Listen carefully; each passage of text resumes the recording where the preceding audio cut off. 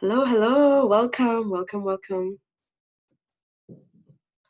Welcome to our presentation today. My name is Sylvia Nyamuhungu. I currently work as a refugee community organizer in Michigan through Church World Service and Bethany Christian Services. Today we're going to be talking about getting ready to vote in Michigan during COVID-19.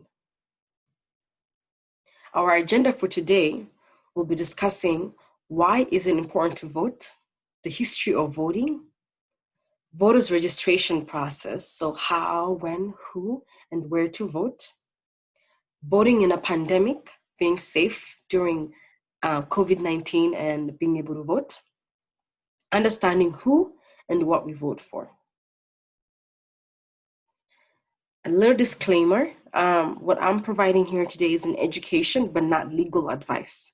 The information contained in this presentation is meant to educate you about your rights and responsibilities. It is also meant to provide information and prepare people for the voting process. This presentation should not be in any way considered legal advice. So, the benefits of US citizenship.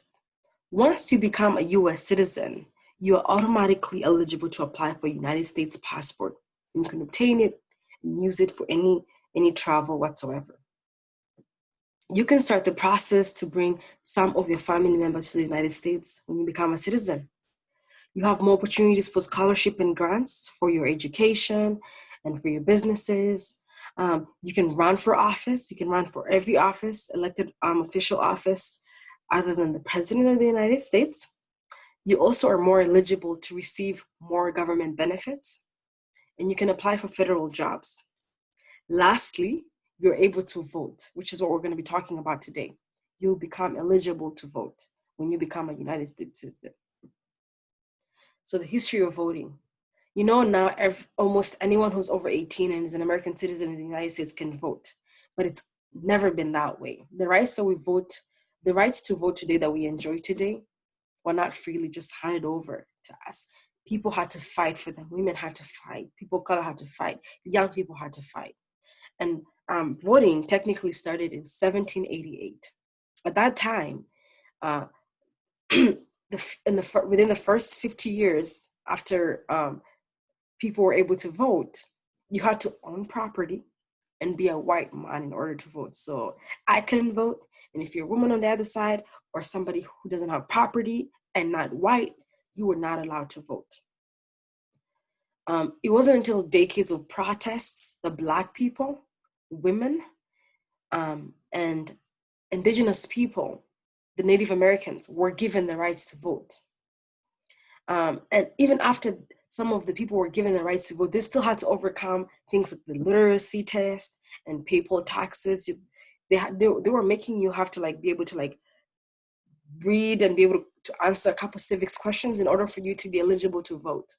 And that's something people had to fight for. And now you don't have to do any of that. All you have to do is be 18, be a United States citizen, and then you can vote. You don't have to own property. You don't have to be white. You can vote. So please, let's not take voting for granted. Even young people, when you were 18 at that time, back in the day, you were not allowed to vote. It was until young people were being sent to the Vietnam War, and then now they fought for, if you guys can allow us to go and sacrifice our lives in a different country fighting for this nation, you should allow us to vote for our leaders as well. The importance of voting in the United States, it's very, very, very important to vote. If you are a United States citizen, voting is your right, and it's very important to vote. Voting impacts everyone. It impacts the benefits that we get to receive. It impacts our lives living in this country because we live under the leadership of the people that are voting into power. And another thing is that voting in the US is private. You can vote for whoever you want to vote for. You don't have to agree with your neighbor. You don't have to agree with your friends. Your vote is your own choice, and you can use that to vote for the people that you want to vote for and the things that you believe in. Voting in the United States, it's safe. It should not be dangerous.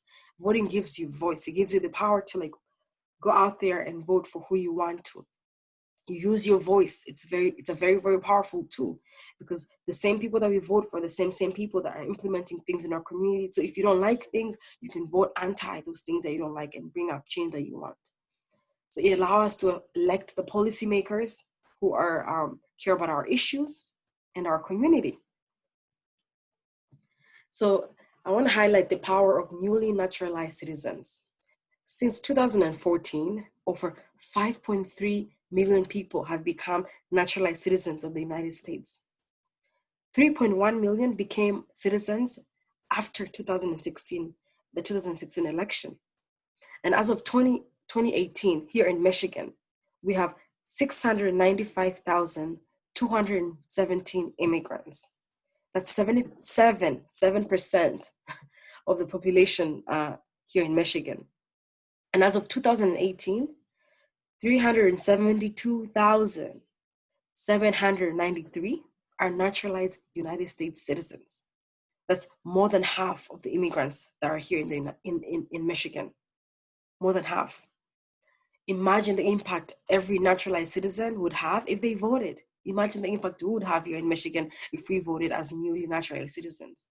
So please, please, please, please, please, please, if you can vote, make sure you're registered to vote and you go out and vote. Registering to vote, the requirements. So in order for you to vote here in the United States, you need to be a United States citizen, and you need to be at least 18 years old when you vote. You can register to vote when you're 17, as long as when on election day you're 18, you're all set. You also need to be a Michigan resident. So you need to be the resident of the state you're in. Here in Michigan, you need to be a Michigan resident and at least a resident of your city or township for at least 30 days. The restrictions, if you're incarcerated for felony conviction under the laws of the United States, unfortunately, you're not allowed to vote. Other than that, if you're a US citizen and you have the age limit and you have the residency, please register to vote. How and where to register to vote? Where you can register to vote. So registering to vote has been made so easy. You can register to vote online with your phone, literally. You can just click on your phone and it's like a less than 5-minute step. So this is the website that you can use to vote, to register to vote.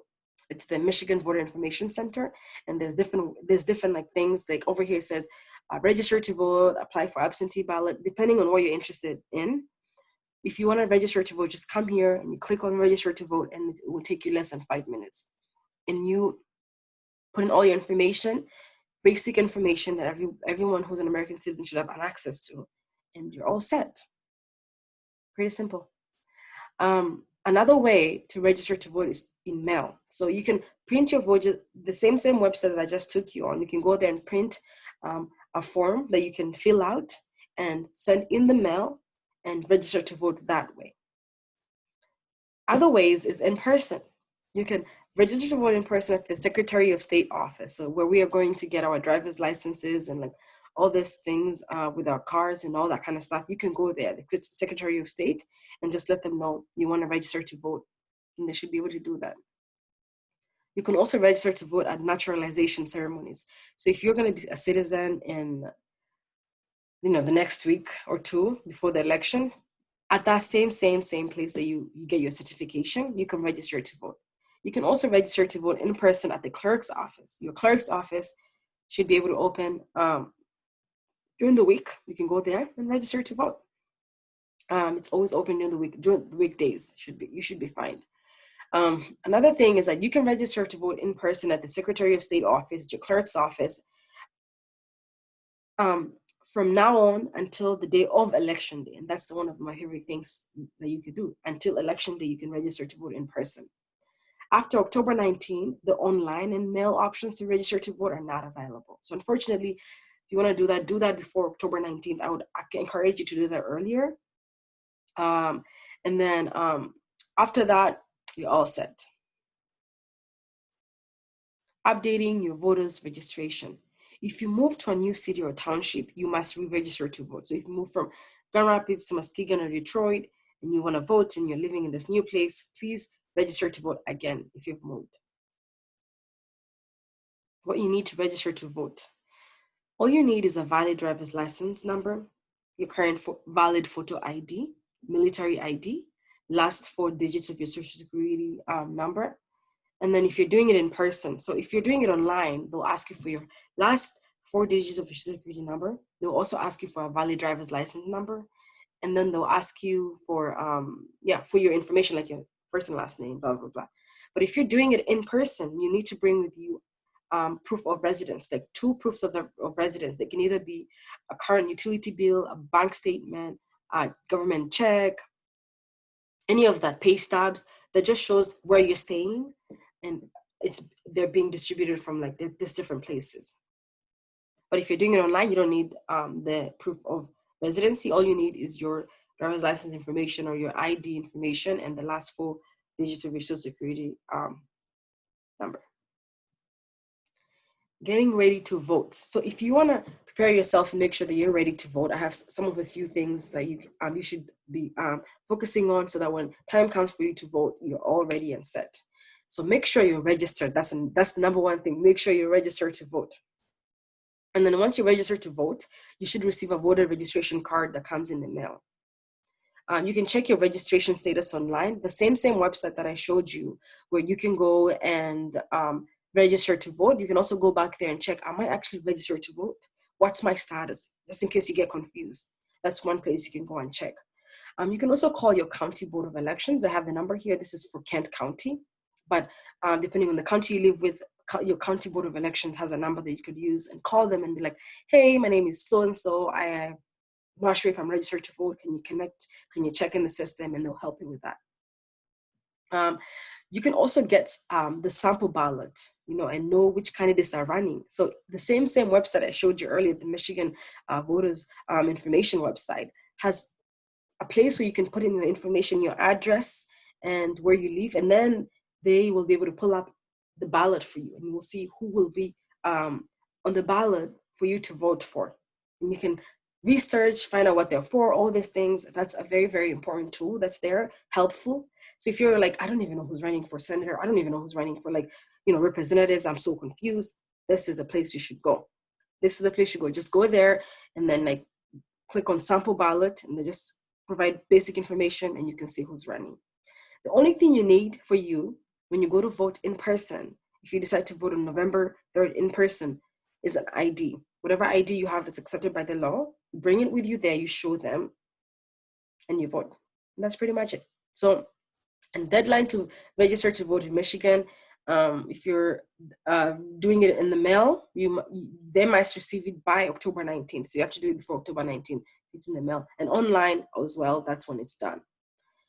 And then you can also do in-person early voting, which I'm going to talk about later. And that one is done on November 2nd. And then you can vote on election day, which is November 3rd. So 3 ways to cast your vote in Michigan. There are 3 different ways, 3 different flexible ways, especially in the middle of the pandemic. The first one is in-person absentee voting. So this is when you go in person to your clerk's office and you let them know that you want to, once you're registered to vote, but you can also go there, register to vote, and then do this too, the same day. But once you're registered to vote, you can go in person to your clerk's office and let them know that you want to vote early. And then they will give you the ballot there early for you to fill out and leave it there, and you're all set. You can do that starting September 24th, any time from today. You can do that during the week in person, no lines, nothing. And then you can do this all the way through, I think the day before election day.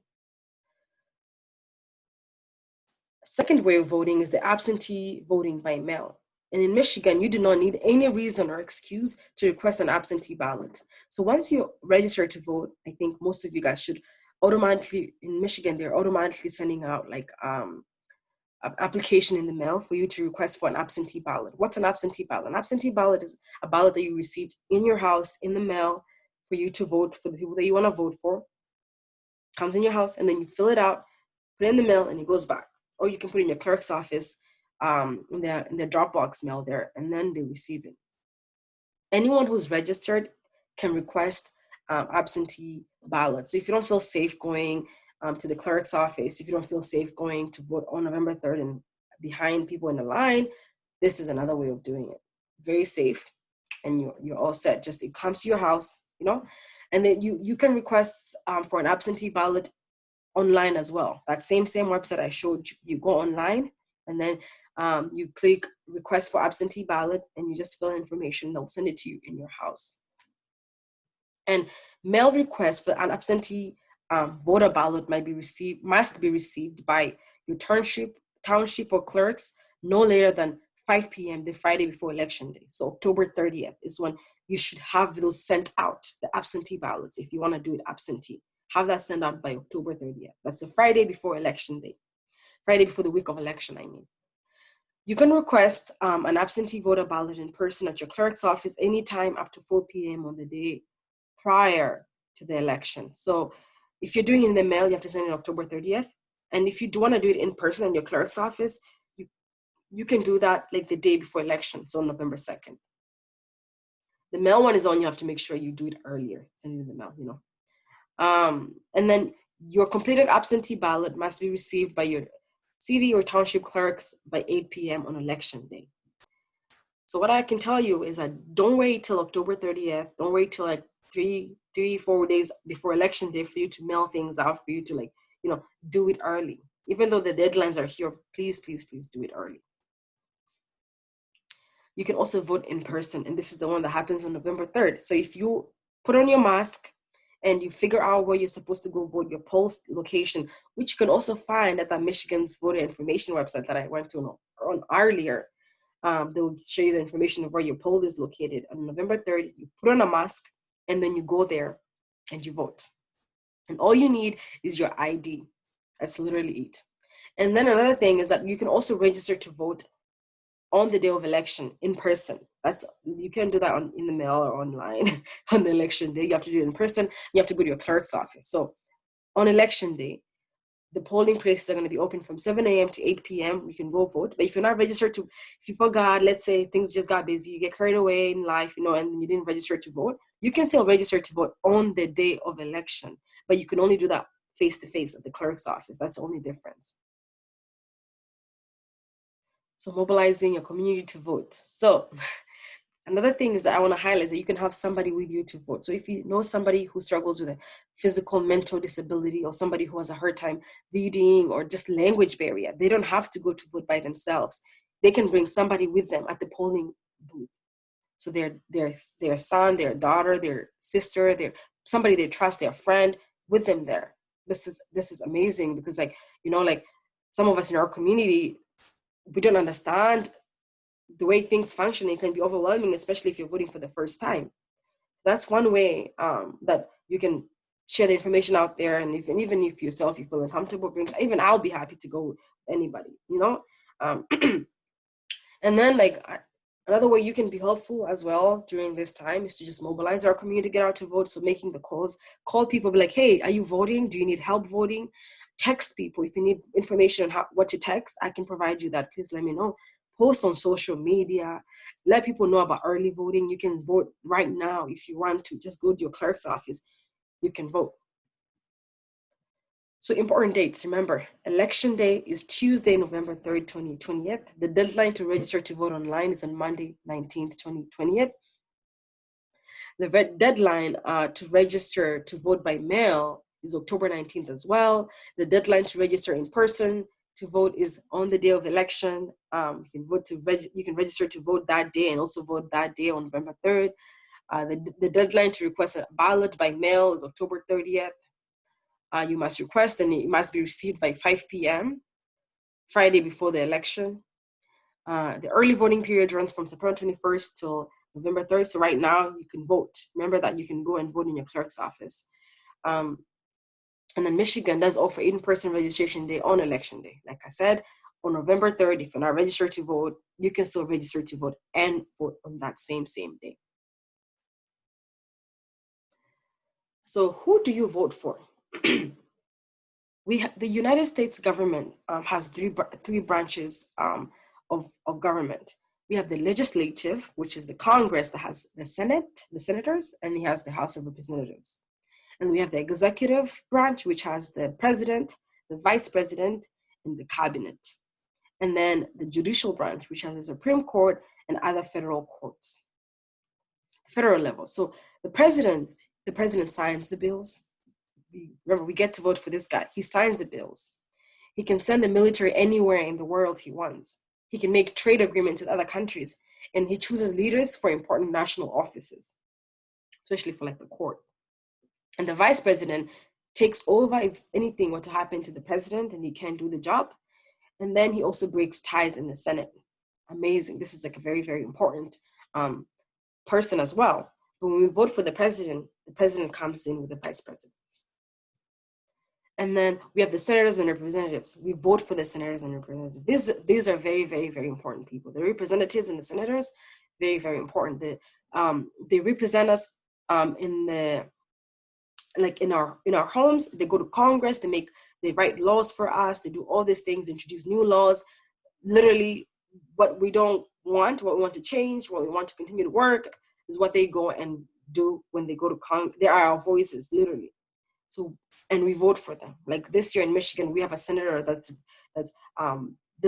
there are two candidates that are running for the senator position. And we have a couple of representatives, even here locally in West Michigan. So these people are running in the upcoming election, and they are very important, especially when it comes to laws. We also have the Supreme Court justices and the federal court judges, which are nominated by the president and approved by the U.S. Senate. So the people that we vote for the president, we vote for the people in Senate, and these people get to pick who is going to be in the Supreme Court. Right now, there's one position open in the Supreme Court, and these are the people that are going to be picking them. So we need to vote if we want people to be put in these places that agree with our beliefs and who we want to represent us. So you vote for president and you vote for senators does affect who's appointed for the Supreme Court and the federal court. The state level, so we have our governor here who appoints the state officials and manages the state budget and vetoes state's law. We have state senators and representatives as well. So local government is very, very important as well. The state senators and representatives, they represent citizens from their parts of the state. They sit in policy committees, they introduce new laws, and they vote in laws as well. And then in the state, we also have the state district attorney who chooses who to prosecute and decides charges. We also have the county commissioner who approves budgets and hire county employees. We have the mayor who oversees police and the fire department, oversees the education, housing, and transportation in their city. We have the city council member. We vote for these people. They make policies for the city, they set city budget, the city goals, all those things. If you were doing this normally, I would have asked for questions. But if you have any more questions, please feel free to contact me. That's my information, Sylvia Nyamuhungu. And my number is right there. And thank you very much. Thanks for joining. I will stop sharing and I will